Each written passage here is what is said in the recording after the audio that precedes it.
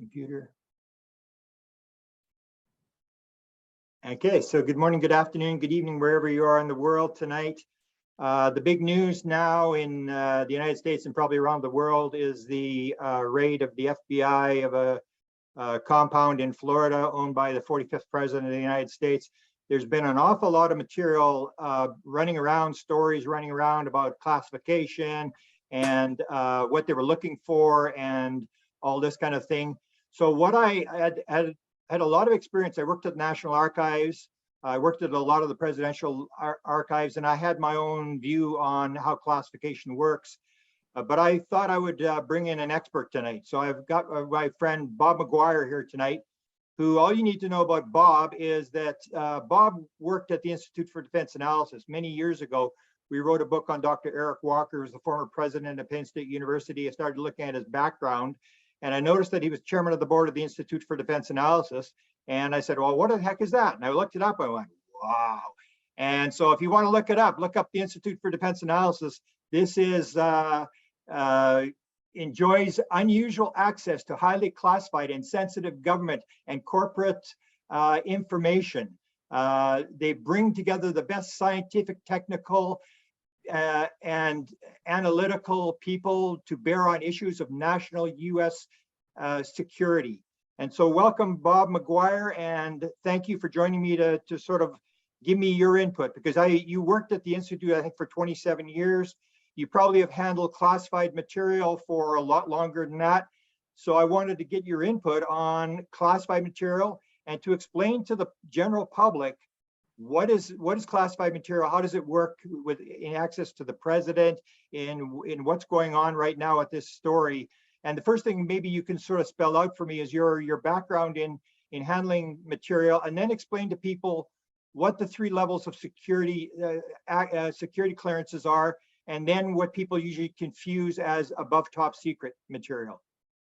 Okay, so I had my first security clearance with the Department of Energy, which was a Q clearance, which is top secret compartmented information, handling nuclear weapons, when I worked at Sandia National Labs, where I worked for a little over a year. And I decided that way back then, especially, anyone who wanted to work in a technical field and actually provide leadership and have everyone listen to them, they had to have a PhD. So I left and worked on a PhD at Brown University. While I was at Brown University, I was recruited by the National Security Agency and others to work at the Institute for Defense Analysis Center for Communications Research in Princeton in the summers and in vacation times. And the problems and the toys, the computers, they're unreal, they're unbelievable. And so it's 40 people in Princeton who worked on the hardest problems facing the National Security Agency when I was there, when I first went there. And these 40 people are some of the brightest minds in the world. They've won Fields medals. One was a Nobel laureate. I mean, it's just tremendous power. The guy who invented the computer language Fortran. I worked with the guys who invented C programming. I worked with the guys who did all sorts of computer science stuff. I mean, it was just an unbelievable environment. And for a little old redneck boy from Alabama, I held my own. I did really well. And when I left, I decided I would try to go back to Auburn University in Alabama and teach school, and found out pretty quickly that with a wife and 2 kids, I was going to go broke. So I called them up and they welcomed me back. And that was in 1986 after I took 2 years off. And I started working. I wrote 3 papers and they tenured me before the summer was over. Tenure means they gave you a permanent position on the staff. And over the next several years, I rose to the top 2 or 3 paid people in the Institute for Defense Analysis. And I worked on some of the nation's most secret and delicate problems. And then for a period of time, I was assigned to, let's say, other entities that might be in Langley, Virginia, and entities that are operated simultaneously by NSA and the group in Langley, Virginia. And it is now well known what the Special Collection Service does. and it's jointly operated by them. People can go Google Special Collection Service or go to a federated science group and figure out what SCS does, and it's really interesting. I traveled all over the world. As an egghead mathematician, I never expected to travel all over the world. I traveled to wars. I mean, it was just crazy. So I've handled tons of classified information. And so the levels are unclassified, which means anybody can see it. Unclassified for official use only, which means it's unclassified and you can take it home at night and read it, but you dare not show it to anybody that you are not authorized to show it to, or you get your hand slapped. Next is confidential, which prevents serious, presents the possibility of serious harm to the United States. And then secret, which is grave harm. And then top secret is really serious, really serious damage to the national security of the United States.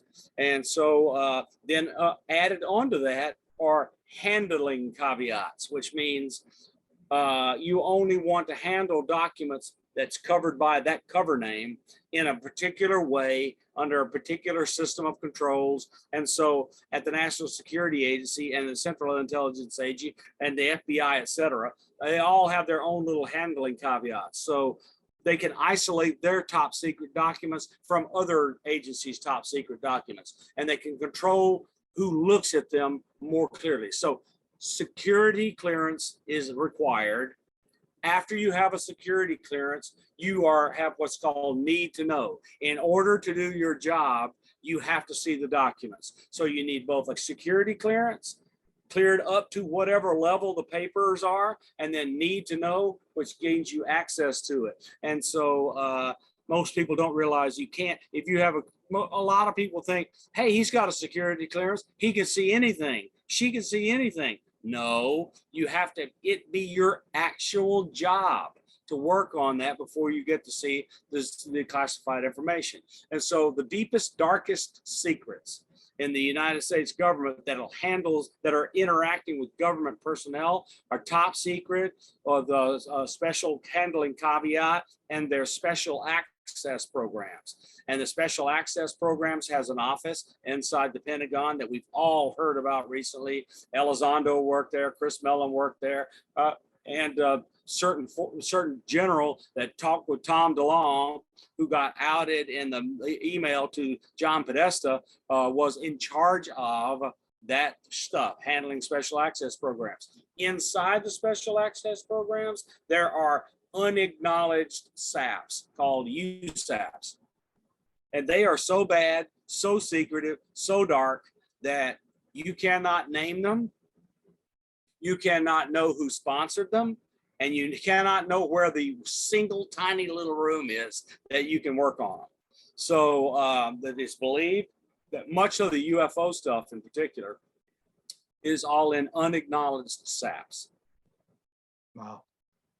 And so what do you make of this latest raid in Florida? What just from your take, what do you think? Because one of the comments I saw written was, oh, the National Archives, they're not really too worried about security and that sort of stuff.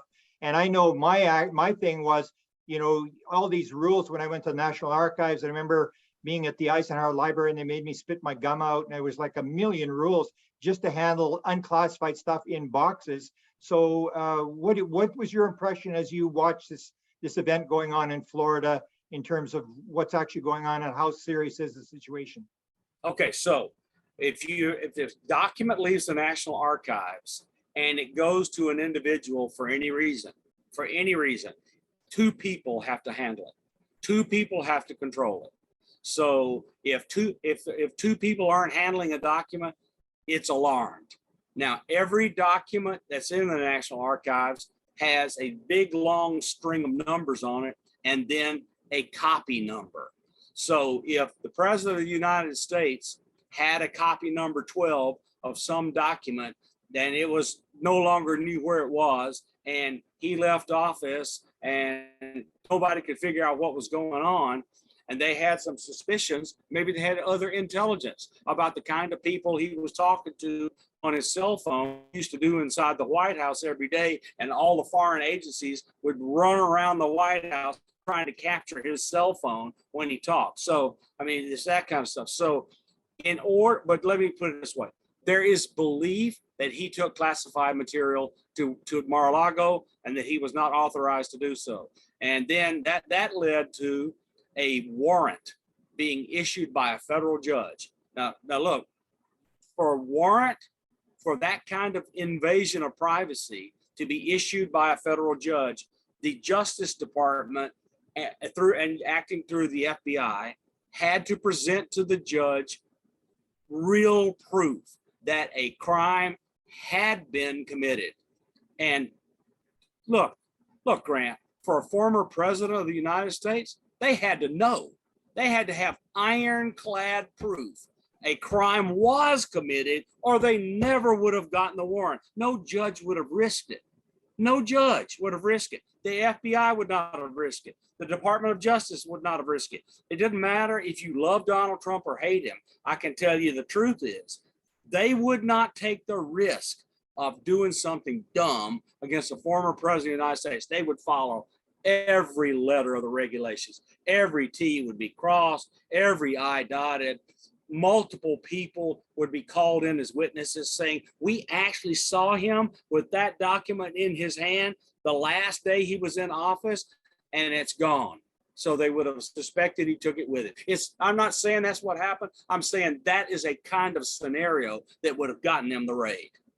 Yeah. Now, like, I know when I request documents when I'm at the library or whatever, it's basically, you don't go into, people think like you just go and get the documents. Well, for example, Trump, when he tries to get a document, he has to request a document, and then it has to go to, say, his chief of staff, and then it goes to the and it's an archivist who gets the document. It's in a vault, maybe not even in the same place. It's in a different place. And so they would trace that. So they would have the president ask for this document, the president asked for that document.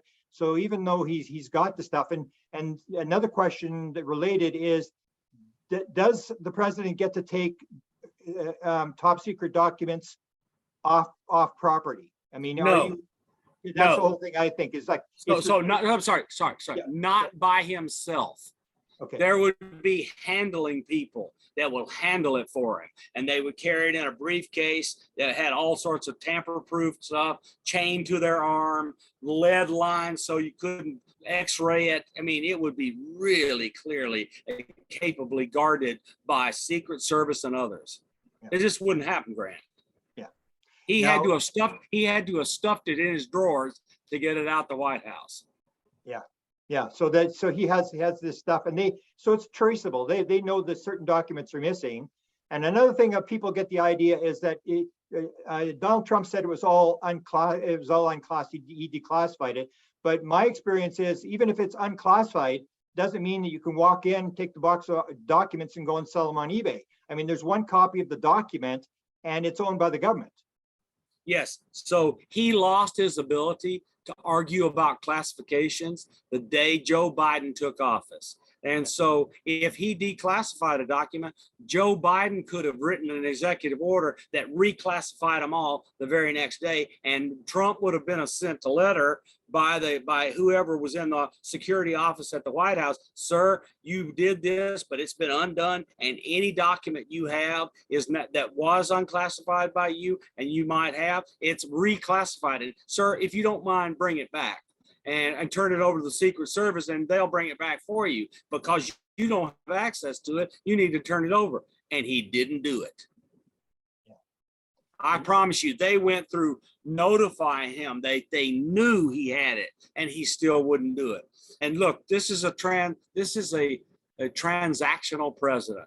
And Donald Trump never put his hand on anything in his entire adult life where his goal was not to make money off it.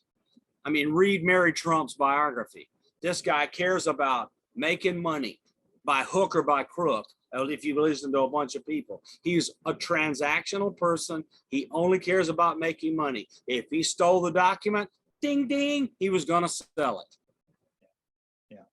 And this whole thing came, like, my experience with the presidential files was, that prior to Nixon, the president owned the documents and he donated them to the government. And after Nixon pulled up the 5-ton truck or whatever it was, started loading documents from the Watergate tapes and all that stuff, then they stopped him. And this whole thing was in a vault in California, and the National Archives had a key. Nixon had a key, and then he lost. I don't know, it was 8-1 or 9-0.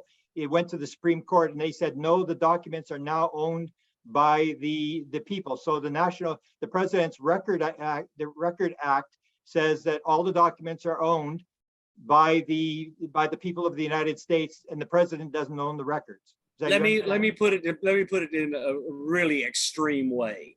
If Donald Trump has blew his nose on a piece of tissue, it's now a federal record. I'm telling you, if he touched it, it's a federal record. He simply cannot own anything that was required for him to do his job. Wow. Now, one of the questions that was being brought up in some of the articles, they said, how were they going to prove it was classified? I thought that was kind of funny. So deal with that one. That's easy. There's a complete tracking system for all classified documents. Each and every one of them has a unique mark on it. They know. Whoever said this is a moron.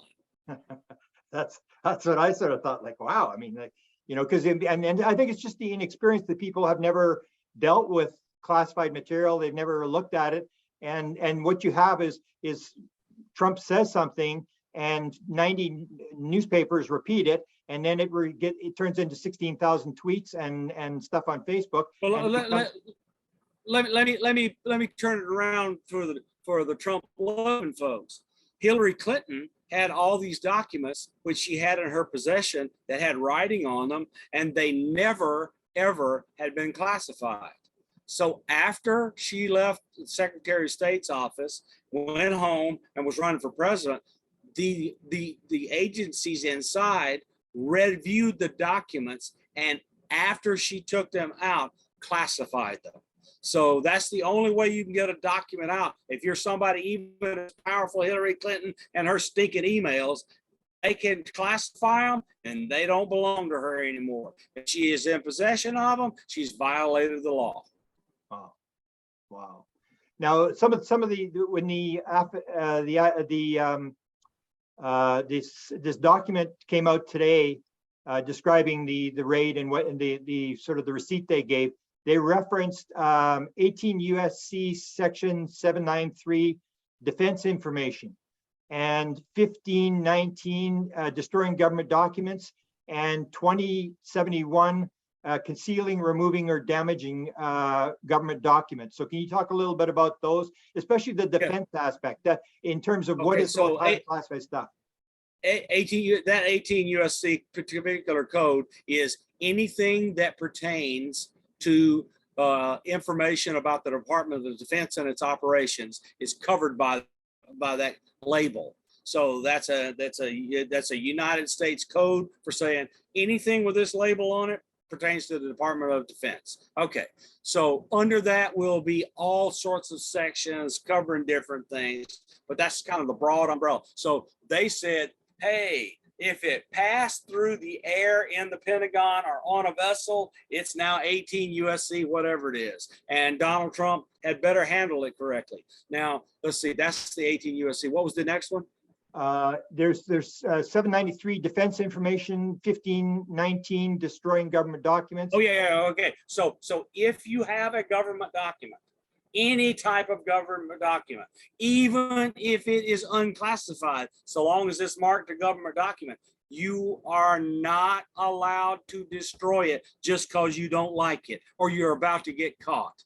Okay, an official person involved with destroying documents has to take possession of it, keep a track record of it, and take it to the place where it's burned or incinerated. They don't want people destroying stuff just because they're about to get caught. Yeah. So the government has a good system for document moving. Oh yes, recording documents. Absolutely. Yeah. So look, it's not perfect. I mean, it's a great big bureaucracy, but they're rules and people should follow them.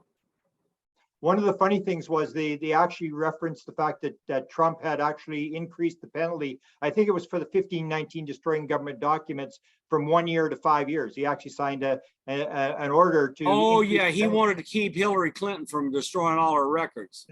That's exactly what it was about. He thought he was said, "I'm going to send her to jail. Send her to jail." He wanted to be able to look into her crap and find something that she had done that was a crime and put her in jail because he hated her. One of the other things that I noticed that they're bringing up is this thing with nuclear weapon documents, and Trump is saying he declassified. And I knew from my own experience, and you were with the Department of Energy, you would know that the president does not have the authority to declassify nuclear weapon stuff. It's That's exactly right. That's done by the Nuclear National Security Agency inside the Department of Energy. Yeah, and is that the maybe what they were really going for is the nuclear material? If he had nuclear weapon documents in his possession, that maybe say like apparently they just had a lock on the door, like it was just in this room that the Chinese were there and everybody was trying to get into to Mar-a-Lago to see what they could get, that it was not very secure in terms of if you've got top secret documents, you have to have a secure facility to keep Absolutely. them. You cannot have classified documents above unclassified or unclassified FUO outside of a secure facility. You must have classified documents contained in a safe place. So if they're unclassified or unclassified for official use only, long as you can lock your toilet, you can have them in the toilet if they're FUO. As long as they're unclassified, you can spread them around the world. But if they are classified at the least degree, they have to be inside a secure facility that's been blessed by some government entity to contain classified documents, because they have to have security systems, they have to have security checks, they have to count every page in the document every bloody day. Okay, look, this is BS that this stuff is easily handled and moved around like it's willy-nilly. This stuff is highly controlled. And believe you me, the cost of the classification system, because of what I'm telling you, is astronomical. It's just a huge portion of the federal government. You got to have a clerk count every page every day, make sure no piece of paper, no little clipping corner of it has been cut off. I mean, it's really that bad. Wow. And that may be part of the thing. Remember when the New York Times talked about Bigelow adding buildings or whatever? And to me, it was always the fact that he didn't have a facility to handle top secret or classified material, and they wanted him to build like a skiff and a facility where he could handle material. And that was what this whole buildings had nothing to do with, stashing the saucers and stuff like that. And it had to do with dealing with the documents. Yeah, that's what I'm just telling you, Grant. People need to slow down, calm down, and just read a little something about how all this stuff is handled. They don't have to be experts like me. I'm sitting here telling you, and you can tell I've been doing this stuff for 30 something years. And I remember it, even though I haven't done it in 2 years. And let me tell you what, I'm about to go after Gary Reed for isolating me and cutting me off and not letting me have my security clearance until it expired and died. I'm going to go after him under the terms of the NDAA, which allows people like me to go back and get compensation and have their stuff restored. I don't care about having it restored. What I care about is piling a ton of bricks on that guy and mashing him to the ground. Wow. Interesting. And Grant, I was prevented from working on Havana syndrome, even though I'm one of the leading experts in the world on Havana syndrome, because they couldn't pull my clearance. Wow. Grant, I'm unhappy, and I'm taking advantage of the amnesty. I'm gonna talk, and I have been talking. Go look at the Vinnie Adams interview. Oh. I told a lot of dirt. I will do that. Yeah. Very, very, very interesting in terms. And when you leave government, the other thing is when you leave government, it's not like you can suddenly start talking and showing stuff. You're restricted by your security clearance and by what you've seen for how long? Exactly. So The low-level stuff, it's automatically declassifies after a certain period, and at that you can talk about it. The high-level stuff, you sign a non-disclosure agreement, and the non-disclosure agreement has terms in it. You have to abide by those terms, or it's a federal crime that'll wind you up in a penitentiary that's run by the federal government. So most of the stuff I did in the last few years, I was employed by the government. My NDAs were lifelong. I can never, ever go out of them.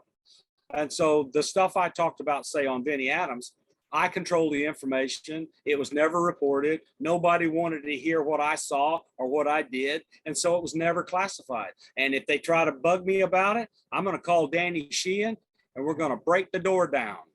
There you go. Good man. Good man. Super.